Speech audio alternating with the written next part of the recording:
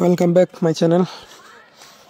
সবাই কেমন আছেন? আশা করি ভালো আছেন। আজকে যে বিষয়টা নিয়ে আলোচনা করব, সিস্টেম আইসি অথবা মাইক্রো আইসি যেটা বলেন, এটা নষ্ট কিনা ভালো, এটা চেনার উপায় এবং কি কারণে 5 ভোল্ট আসে না সে বিষয় নিয়ে আলোচনা করব।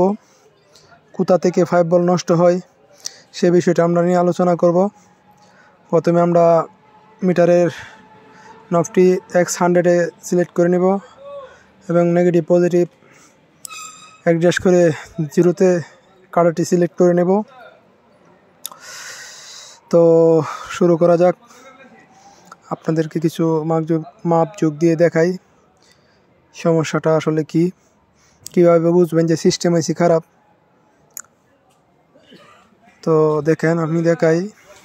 এটা যে 78L05 যে ট্রানজিস্টরটা রয়েছে, এটার মিডিল প্রান্তেরা সিলেক্ট করে, মিডিল প্রান্তর হলো ড্রেনের মধ্যে নেগেটিভ প্রান্তরা দিবেন এবং এই যে দেখেন সোর্সের মধ্যে দিলে শর্ট দেখাচ্ছে, অথবা গেটের মধ্যে দেখেন শর্ট দেখাচ্ছে না, কিন্তু সোর্সের মধ্যে কিন্তু শর্ট দেখাচ্ছে। যেখান দিয়ে 5 ভোল্ট আউট হবে সেখানে কিন্তু শর্ট দেখাচ্ছে। তার মানে বুঝতে হবে যে কোনো একটি গন্ডগোল আছে, হয়তো সিস্টেম আইসিতে, নাইলে 78L05-এ। তো আপনাদেরকে আমি এটা খুলে দেখাবো। তাতালটা হিটে লাগাইছি, আর তার সাথে আরেকটি জিনিস দেখাই। এখানে দেখুন, এটার মধ্যে কিন্তু ড্রাইভার সেকশনেও কাজ করা হয়েছে। কাজটা আগে করা ছিল, আমি আরও মাস 6 আগে এই কাজটা করে দিয়েছিলাম এক বাইকে। তো এটা কিভাবে খুলি আপনারা দেখেন। একটি শাকার নেবেন, শাকারের সাহায্যে অনেক ভালো হয়, এখানের যে অতিরিক্ত ময়লাটা পরিষ্কার হয়ে যায়। শাকার কিন্তু তেমন দাম না, 70 টাকা নেই। তো আমি এটা খুলে আপনাদেরকে মাপ দিয়ে দেখাবো। আর এখনও যারা আমার চ্যানেলটি সাবস্ক্রাইব করে না, সবাই চ্যানেলটি সাবস্ক্রাইব করে দেবেন। দেখুন, এটা কিন্তু একটা 78L05 ট্রানজিস্টর।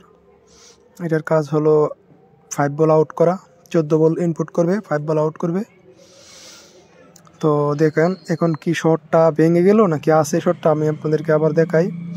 এই যে মিডিল প্রান্তে ধরলাম নেগেটিভ, আবার ওপর প্রান্তে দেখেন, সোর্স প্রান্তে দেখেন এখানে কিন্তু এখনও শর্টটা কিন্তু রয়ে গেছে। তার মানে বুঝতে হবে যে আমাদের সিস্টেম আইসিটা নষ্ট হয়ে গেছে।